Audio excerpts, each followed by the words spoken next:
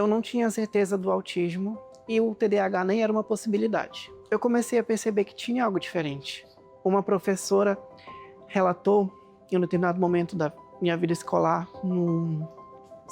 na segunda série, ela disse: Ricardo, eu fiquei assustada com um episódio em que a colega estava apontando com uma faca o lápis dela e a faca caiu no teu pé e você não expressou nenhuma reação. Começou a jorrar sangue e você ficou ali, como se nada tivesse acontecido. Eu fiquei desesperada e você não expressou nenhum tipo de reação. Foi aí que eu vi que tinha algo diferente em você. Eu sempre cresci com essa dúvida. Foi na adolescência que eu comecei a pesquisar essa questão e cheguei até o autismo. Depois de vários profissionais que eu passei, que eles foram investigando a minha vida, vida familiar, vida escolar e minha vida na igreja, que eu também entrei na igreja na adolescência.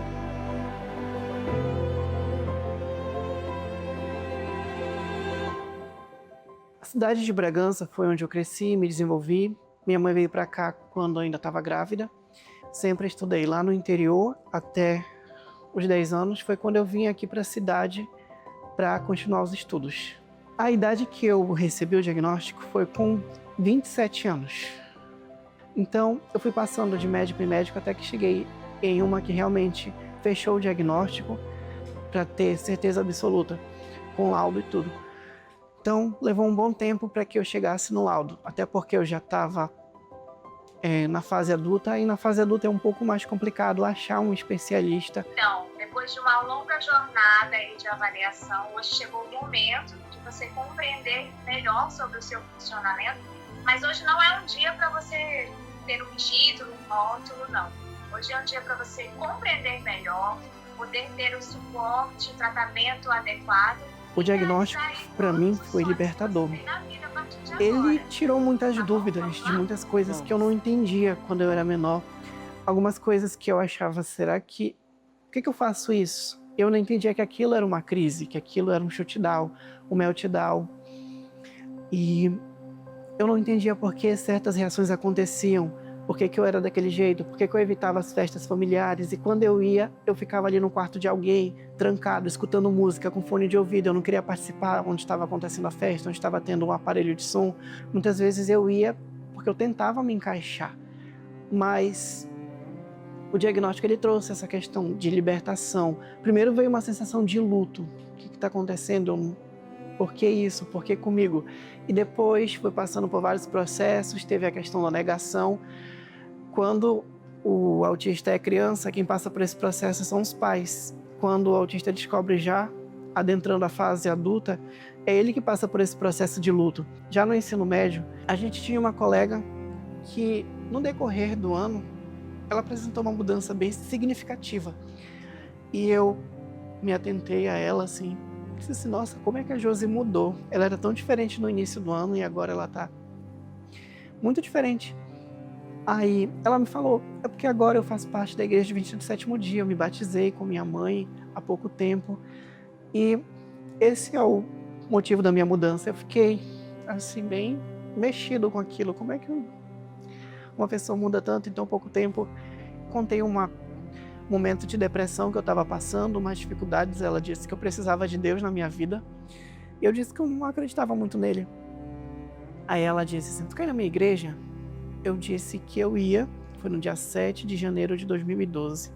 Foi a primeira vez que eu fui na igreja adventista do 7º dia, na aldeia. Na igreja eu não tive assim, um bom acolhimento, mas eu me apaixonei por duas coisas na igreja. A escola sabatina, principalmente a classe jovem. Eu ainda era adolescente, mas já me apaixonei pela classe jovem. E a música. E no mês seguinte eu pedi estudo bíblico, depois de ter ido para o meu primeiro retiro espiritual, que foi um desafio também. Eu queria voltar no 3º dia, porque eu não aguentava mais ficar naquele lugar. Eu disse assim, eu orei a Deus e disse assim, eu vou me dar a oportunidade de conhecer gente aqui. E foi conhecendo pessoas lá que eu comecei a me entrosar e eu decidi ficar até o final. O apoio da minha família veio por parte somente da minha mãe no início.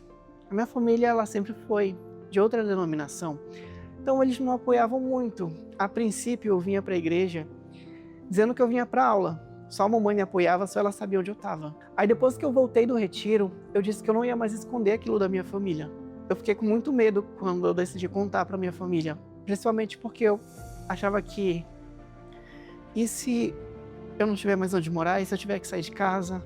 E eu só tinha mesmo apoio da minha mãe. Eu contei também para minha avó, que era a mãe dela, que sempre foi muito firme na fé dela, mas que ficou muito feliz com a minha decisão de frequentar a igreja adventista. E ela me disse uma frase que eu nunca esqueci. E disse assim: meu filho, eu estou muito feliz que agora você está numa igreja. Então, eu quero te dar um abraço. Eu lembro que a minha avó estava com lágrimas nos olhos, e te dizer que eu estou muito feliz porque você está frequentando a igreja. Mesmo que não seja a mesma denominação que a minha, mas eu fico muito feliz.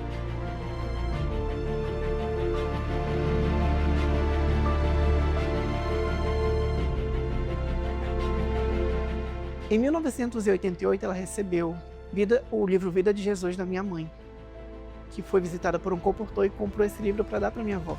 E na minha infância eu cresci lendo aquele livro, só que eu não sabia que era da igreja adventista. Eu só vim saber, eu acho que com um ano frequentando a igreja adventista, que eu vim perceber que aquele livro que eu li tantas vezes e que eu ouvi tantas histórias da minha avó era da igreja adventista.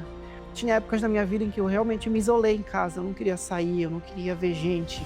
A questão das crises, elas aconteciam com muita frequência, só que as pessoas diziam que era birra, que eu era um garoto muito mimado, sendo que eu precisei amadurecer muito cedo, porque a minha mãe, ela chegou para mim em um determinado momento e disse assim: meu filho, eu tô com uma doença séria e não tem tratamento aqui na nossa cidade, eu vou ter que ir embora. E a mamãe não estava ali para perceber certos comportamentos, e eu precisava encarar tudo sozinho.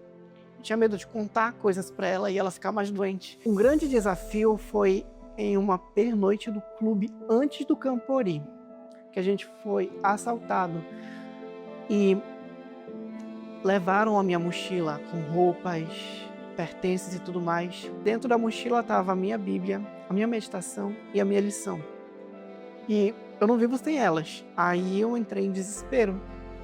Orei, pedi que Deus ajudasse os que estavam procurando a encontrar a minha Bíblia, assim como encontraram minha lição.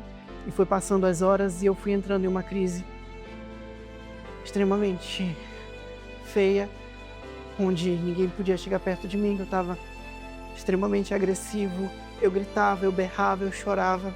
Eu voltei de lá e fiquei assim muito mal por um tempo. Já bem perto de ir para o Maranhão, eu decidi que eu ia para o Campori.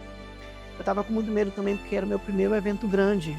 O Renan entrou em contato comigo e disse assim: Ricardo, vai ter um... Eu não sabia o que era a Sala da Calma, Espaço da Calma, nada disso.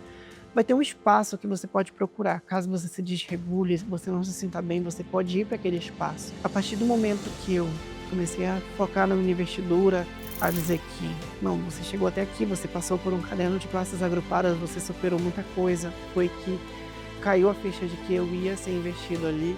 Foi um marco, divisor de águas para mim, fez eu ver que eu podia ser inspiração para muitas pessoas, tanto é que eu recebi muitas mensagens dizendo que eu era inspiração para elas, que eu fazia diferença. Deus me escolheu para usar para muitas coisas, sendo que antes eu não me via capaz de fazer nada, e Jesus foi lá e disse assim: não, você é capaz de fazer muitas coisas, você pode fazer muitas coisas para o meu reino.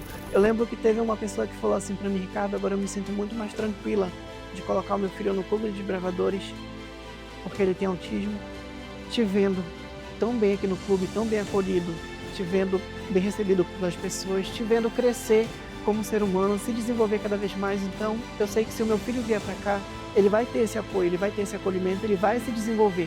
Se você se acha invisível, olhe para Cristo, veja tudo que ele fez e peça para que ele também te use de uma forma maravilhosa. Porque ele vai fazer assim. Talvez ele já até esteja fazendo e você não está percebendo.